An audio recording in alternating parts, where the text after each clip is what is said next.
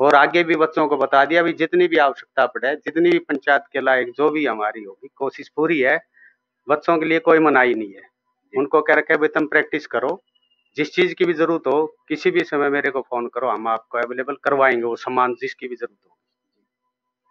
तो साफ सफाई के लिए एक तो सबसे पहले हमने अपने गांव के अंदर पार्क बनवाया है, उसकी बाउंड्री वाल नहीं थी, पार्क था लेकिन उसकी बाउंड्री वाल वगैरह सब टूटी हुई थी, तो स्पेशल हमने पार्क का निर्माण करवाया है, उसकी रेलिंग लगवा दी, गेट वेट लगवा दिया, उसकी सफाई करवा दी, लेवलिंग।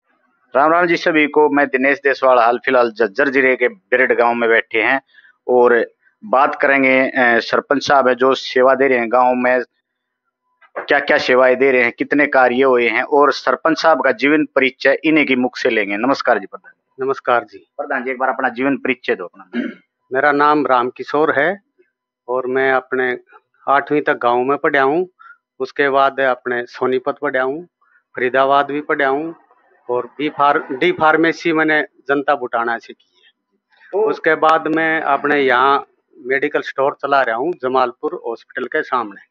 तो गांव की सेवा करने का कैसे मन में आया कि भाई सरपंची में ही चुनाव ही लड़ा जाए, इस तरह का क्या मन में विचार? ये सोच लिया कि भाई काफी दिन हो गया यहाँ बैठे बैठे पब्लिक की भी काफी सेवा कर दी, अब मैं चाह रहा था गांव की भी सेवा करूं। मतलब दो तरफी सेवा है अपनी।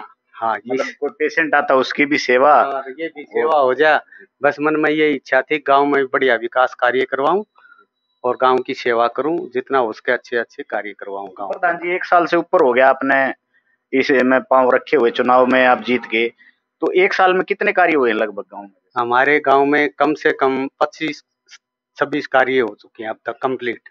और आगे की क्या पाइपलाइन में चल रहे हैं, 2-3 कार्य जो हैं हमारे पाइपलाइन के अंदर हैं वो कंप्लीट नहीं हुए हैं, वो धीरे धीरे कंप्लीट हो जाएंगे।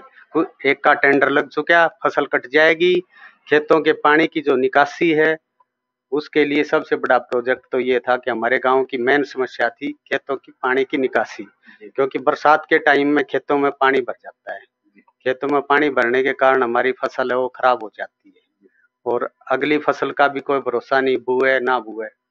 तो उसके लिए हमने सरकार से घूम फिर कर प्रयास करके पाइपलाइन का प्रोजेक्ट लेकर आए जो कि 2.5 करोड़ का है। कितनी संख्या है जी? गांव के अंदर 28-3000 के आसपास की जनसंख्या हमारे। वोट कितने गांव में? वोट है हमारे 1950 वोट थी अब तक, आगे अब कुछ वोटें नई भी बनी। स्कूल कैसे हैं अपने गांव में? स्कूल हमारे गांव में मिडिल तक का है। डिस्पेंसरी वगैरह? डिस्पेंसरी तो बस खाली आपने। क्या रूपरेखा है गांव की तरफ से आपकी, क्या कराना चाहते हो गांव में खेलों के प्रति? खेलों के प्रति बच्चों को काफी प्रोत्साहन करते हैं हम, जिम भी लेकर आए हैं, पहले भी जिम थी लेकिन बिल्कुल नई जिम लेकर आए प्लांट से, इंडोर जिम भी आउटडोर जिम भी। तो उसके अंदर हमने सबसे पहले लॉक टाइल बिछाई क्योंकि उसमें गड्ढे पड़े हुए थे, पहले उसको लॉक टाइल बिछा करके और नई जिम को सेट किया।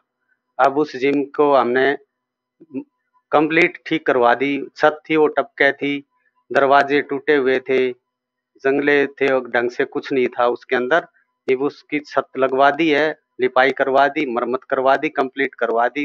अब उसके व्हाइट वाश वगैरह करवा करके जंगले चौखट लगवा कर कंप्लीट बढ़िया करके, थोड़ा समय लगेगा वो कंप्लीट हो जाएगी काम उसका। छत वाला और लिपाई वाला कंप्लीट हो चुका है, कुछ जंगले दरवाजे हैं उन वे नहीं लगे, वो लग जाएंगे। चिकित्सा के लिए जी ये है काम में हमारे डिस्पेंसरी है, उसमें कोशिश करते हैं कि भाई ज़्यादा से ज़्यादा लोगों को सुविधा मिल सके। सरकार की तरफ से जो भी है, हमारे MPSW हैं वो भी कोशिश करते हैं, घूमते भी हैं और गांव में आई कैंप वगैरह लगवाते रहते हैं, हम कई आई कैंप लगवा दिए। उसके अलावा आगे भी भविष्य में सरकार की कोई योजना मिली तो डिस्पेंसरी PHC खुलवाने की भी हमारी कोशिश रहेगी। तो स्कूल में कितने बच्चे हैं, कहाँ तक स्कूल है अपना, कौन सी क्लास तक है? स्कूल में हमारा क्या है जी, बच्चे कम है, स्ट्रेंथ कम होने के कारण स्कूल एक बार हमारा टूट भी गया था, फिर हमने घूम फिर के काफी कोशिश करके स्कूल को वापस लेकर आए, डीमर्ज करवाया। क्या रहा? स्ट्रेंथ का कारण था जी, स्ट्रेंथ कम होने के कारण हमारा स्कूल को डीमर्ज करवाना, अब दोबारा डीमर्ज करवाया हमने, टूट गया था वो, तो फिर लेकर आए हैं वापिस। अब कुछ स्ट्रेंथ बढ़ाई है और स्टाफ भी अब ठीक है, उनके साथ थे, डोर टू डोर हम भी घूमे हैं, बच्चों को लाने के लिए प्रयास किया है। अब हमारे गांव के स्कूल में पढ़ाओ ताकि स्कूल भी बचा रहे और स्कूल में पढ़ाई भी अच्छी हो। अच्छा प्रधान जी, ग्राम सभा की कितनी मीटिंग हो चुकी है? ग्राम सभा की 4 मीटिंग हो चुकी है हमारी। तो मीटिंगों में क्या चर्चा रहती है ज्यादा? जो भी विकास, एक तो पहले जो विकास कार्य करवाए हमने, पीछे क्या करवाए हैं, आगे क्या करवाएंगे, क्या हमारी योजना है, उसके बारे में करते हैं। जी, युवाओं को कोई संदेश?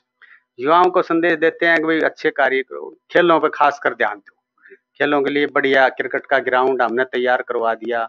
बच्चों के लिए पहले क्रिकेट का ग्राउंड तैयार करवाया और 2 पिच बनवा दी क्रिकेट की, उनकी नई पिच बनवा दी।